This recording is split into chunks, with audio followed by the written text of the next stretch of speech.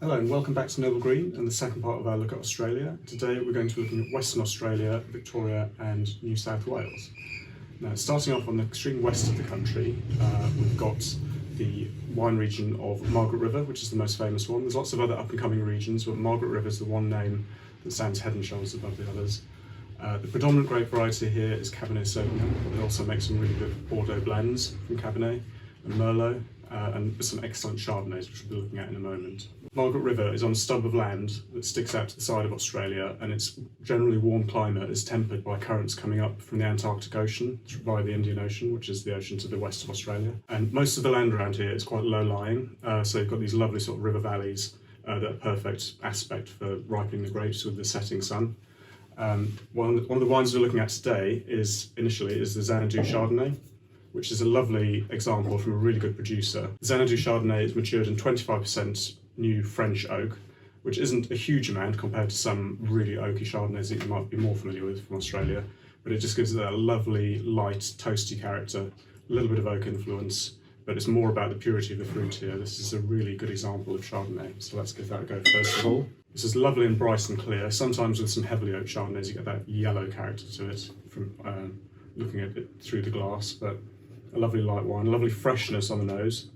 You've got that oak coming through, it's lovely light toastiness, lovely sort of lemon citrus fruit, a little bit of floral minerality as well. Really good acidity, really light and fresh. Again, that toasty oak coming through, it's quite light, just a little bit of vanilla coming through. There's none of that more exotic spiciness you might get from French oak. Just a really nicely balanced wine. Really good with food. This would be perfect with prawns or chicken on the barbecue. Really nice. Now, as everyone knows, Australia is big, but people often don't realise how big. We're jumping right the way halfway across the country, 3,500 miles, to Melbourne, the heart of the Victoria wine region. Now, in South Australia that we looked at last episode, that is predominantly about big scale production. There's a few boutique productions, but it's mostly big conglomerates. In Victoria, it's much more about boutique wineries, small scale production, and to a large extent wine tourism. Most of the wine regions are in easy reach of Melbourne, and are very good with, there's loads of really beautiful restaurants there. Some of the best restaurants in Australia are found in that area. To the north of Melbourne, you have some of the higher altitude areas like the Grampians, Macedon Ranges, Heathcote, Glenrowan, and all these areas that are a little more hilly. Much further north than that, you've got the sort of bulk irrigated area of Murray-Darling. There's some good wines produced here, some Botrytis Semillons and so on, but for the most part it's bulk wine. The main problem they're having there is Australia's having a bit of a tough time of it over the last 2 decades. They're generally prone to drought anyway, particularly these inland irrigated areas, but they've had a double whammy. They've had both the El Nino, which can cause drought and other problems, and they also have La Nina, which brings in wet weather in other years, so it's kind of a feast or famine. Drought is obviously no good for vines because they need some water, and wet weather is just as bad because you lose most of your fruit to rot and mildew, and the grapes can burst if they get too much water in one go. Immediately outside Melbourne is the Yarra Valley, and at the time of recording that was actually in the news this very morning as having bushfires, which just shows how bad they can have it over there. They've lost some of their vineyards, they've lost some of the actual vines. They've suffered, even if the vines survive, they can suffer from smoke damage, which is obviously bad for the fruit. Now, Yarra Valley is quite big, and it has no sort of consistently defined characteristics. It's loads of different altitudes, loads of different aspects, loads of different soil types. It's predominantly clay loam, which is a good subsoil for grapes because it retains water quite well, which is obviously very important in Australia. It's important everywhere, but particularly so in Australia, which is so prone to these sort of drought conditions. Initially, the Yarra produced some really good Bordeaux blends from Cabernet. Remember me saying initially that in Australia, they produced fortified wines, and then they went after the sort of Bordeaux and Burgundy market in Europe to sort of aid the styles that were coming out from there, to sort of break into the UK market in particular with wines that we would be familiar with back in the 60s and 70s. From the 80s and 90s onwards, the Yarras predominantly started planting cooler climate varieties like Pinot Noir and Chardonnay, and they make some excellent Pinot Noir, which we'll be coming on to in a minute. So the Yarra Valley's calling card really is Pinot Noir, and we'll be tasting that wine next. It's the Innocent Bystander Pinot Noir, which we'll have a little taste of now. If you'd like to charge your glasses. Lovely light colour, for a red wine, not something you'd expect from Australia. Even a Pinot Noir, it's actually quite light in colour from Australia. Some of them, they get a little more extraction. Lovely Morello cherry and strawberry, a little bit of raspberry on the nose. Not too expressive, this is quite refined. It doesn't jump out of the glass like some can. So it's got that lovely, typical Pinot Noir character. A little bit of dryness, there's a little bit of tannin there. It's quite a nice ripe style, but it's still got a little bit of drying tannin, which means it'd be really good with some foods. Roast duck, partridge, any kind of game dish, winter game dish in the UK would be perfect with this. It's got that really nice balance of fruit, acidity and tannins. It makes it a really food-friendly wine. You could drink it on its own, but this really is a food wine for me. Heading to the south of Melbourne, there's a little spit of land called the Mornington Peninsula that historically produced more fruit than wine, and again was more planted with Bordeaux varieties, but now, again, Pinot Noir reigns supreme. This is actually where the International Pinot Convention is held biannually. It's an absolute mecca for Pinot lovers across the world, so it's no surprise that they have price tags to match. Some notable producers from the area are 10 Minutes by Tractor and Stonier. We're also starting to see some more international grape varieties rather than the traditional French varieties that are planted across most of the New World, not just Australia. Tempranillo, Pinot Gris, that does really well here. Some really nice off-dry Pinot Gris, really food-friendly, really good with the local fusion cuisine. It's also worth mentioning, with a little bit of tannin that's in this wine that we just tasted from the Yarra and some from Mornington Peninsula, that there's a little bit more tannin than you'd expect from a Pinot Noir.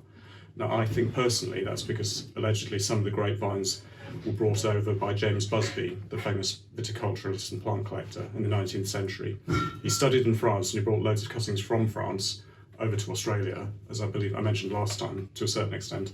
And the Pinot Noir cuttings he brought were from Clos Vougeot, and I think that these tend to have more tannins in them. There's the Pommard clones that we have these days that are actually identified that have more tannins in them than some other clones of Pinot Noir, which is why you get that, I think, you get that little bit more firmness. There's no real historical records for it, it's just my personal opinion, but that I think is why Yarra and particularly Mornington Peninsula Pinot have this specific character to them. It's also worth mentioning in relation to the increase in varieties recently in Australia that, unlike in James Busby's day, Australia has a particularly strict plant quarantine these days, and with good reason. They need that biosecurity because they have quite a fragile ecosystem, a bit like New Zealand that we'll be coming on to next session, that they need to protect. But also they have large distances between the different vineyard areas, and for this reason the plus side is that you have large areas that are still phylloxera-free, which is great. So you've got some of those lovely old bush vines on their own roots that we mentioned last time, but also it means that new vines can be planted on their own new roots. In some instances there's experimentation with that. The exact difference between vines planted on their own roots and those on grafted roots is arguable, but that is the traditional way that it was done for hundreds of years. So a lot of vineyard owners are experimenting with planting vines on their own roots in the soil to see if that makes a difference to the fruit quality. Before we return to Victoria to taste the last wine that we're trying today, it's worth taking a little detour up the east of Australia, and we're going up into New South Wales. There's some really good wine quality areas such as Tumbarumba, Canberra District and Mudgee, to name but a few, that are producing some really good wines. But the one I want to focus on is the Hunter Valley, which is quite famous. Perhaps undeservedly so. I think it's more famous because of its proximity to Sydney, and again, the wine tourism associated with that than any other reason. It's not really a particularly good vine growing area. It's almost subtropical.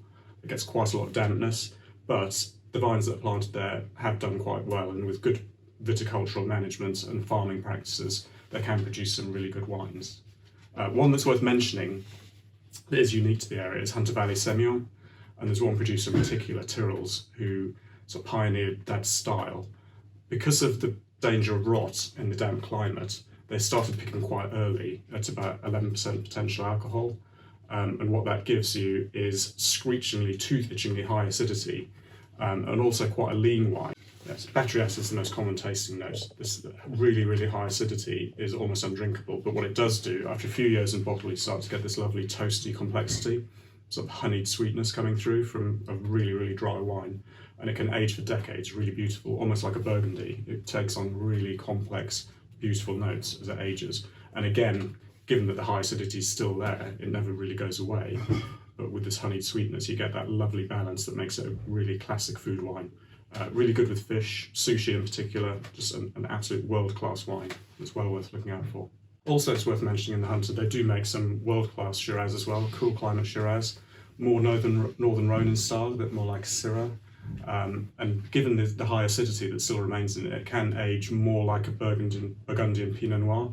It takes on those slightly leathery tobacco notes as it ages because it's, again, retains that high acidity without having too much fruit character, so you get that lovely balance as it ages. Looping back down via the sea, directly south of Melbourne, there's a large island called Tasmania, which many people have heard of, but not too sure what's produced there. Now, they make some really good Pinot Noir there, again, given the cool climate. But given that its average daily temperature is about the same as the south of England, unsurprisingly, they make some world-class sparkling wine here as well, mostly in the traditional method, from Pinot Noir, Chardonnay, Pinot Meunier. A lot of the big producers have plantings down here. Some of the fruit does go into South Australian Pinot Noir and Chardonnay because it, again, retains that essential acidity that's really good in the blend if you're making a sort of multi-region blend. Again, there's nothing wrong with having a multi-region blend from South Australia. Some of the cheapest wines are labelled wines of Southeast Australia, but don't forget so's Penfolds Grange, which is one of the most expensive wines in the world, which is a multi-region blend. They just source the best fruit they can to make the wine of that particular vintage. Also from Tasmania, you're seeing some really good Rieslings, as you'd expect from the cool climate, some still Chardonnays. They tend not to use too much oak in them. And some of the best fruit comes from the Tamar Valley, Pipers River and Derwent Valley. That's some of the best regions to look out for if you're looking for Tasmanian wines. Now, heading back to Victoria, again, we're returning there to the heartland of the boutique wine regions, and we're heading to Rutherglen, which is one of the oldest sort of planted regions outside the Barossa. And there's a grape here called Durif, which is really unusual. It's a little bit obscure. It was originally a crossing from France of Syrah and Pèleroussin, which is a grape you don't see anymore. In fact, you don't really see Durif in France anymore. It never really made quality wine, but in the climate of Australia, particularly in the Rutherglen area, it makes a really lovely, inky, dark, rich wine. It just seems to have really found a home here. It's one of those happy coincidences of the right grape in the right place that makes this really lovely wine. So let's try that next. As you can see from the colour, if you want to sort of hold it next to the Pinot Noir, you can immediately see it's a very different beast. It's much, much darker. If you hold it against your hand or a piece of white paper, you can see that you can't see through it in the middle, which is a sign that it's got lots of colour matter in there, lots of pigments, lots of tannins. It's often mistakenly referred to as Petit Syrah, and there's a lot of similarities. It's got that lovely, plummy, dark, rich smell to it.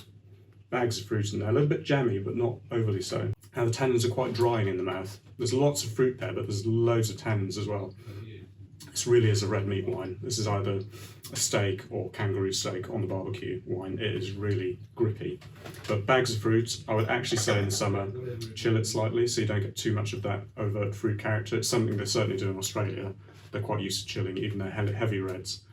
I often say to people in the summer, don't think of it as chilling your white wine, think of it as taking the heat out of it, just so it's cool to the mouth when you drink it, because it takes that sometimes jammy edge that you get from these really ripe wines away from it. So it's a little bit more refreshing and a little bit more in balance when you're drinking it on its own or with food. The other speciality that's worth mentioning, as we're in the Rutherglen area, that is unique to Australia, is the liqueur muscats, which are from Rutherglen and neighbouring Glenrowan. Now these are wines that are made from muscat and muscadel, and they're a weird hybrid of the sort of sherry production and Madeira production. Now the wines are vinified in the normal way from slightly raisined grapes, so you've already got that rich sweetness in there. And then they're fortified with the addition of grape spirit in a similar way to port or sherry production to raise the alcohol level. And they're then aged in barrels for many years. They're also in sheds with tin roofs, so the barrels get quite hot, similar to the Madeira system, the Stufagem system, which is where the wines are heated and what is literally called Madeirized from the name Madeira, which means that the wines are deliberately heated and oxidized. But the sugar in there acts as a preserving agent as well, so you get that lovely caramelization. The other thing they do is they fractionally blend it more in the style of a sherry Solera system, so the young wines are consistently blended into the older barrels, but then the wine is drawn off, and so on, so that you get this constant, what in Spain is called the Solera system. so that old wine's constantly refreshed with the young wine. See, at the end of it, what you bottle is in a consistent style. Thank you for joining us for that whistle-stop tour of Australia, and next time we will be looking at New Zealand to the southeast.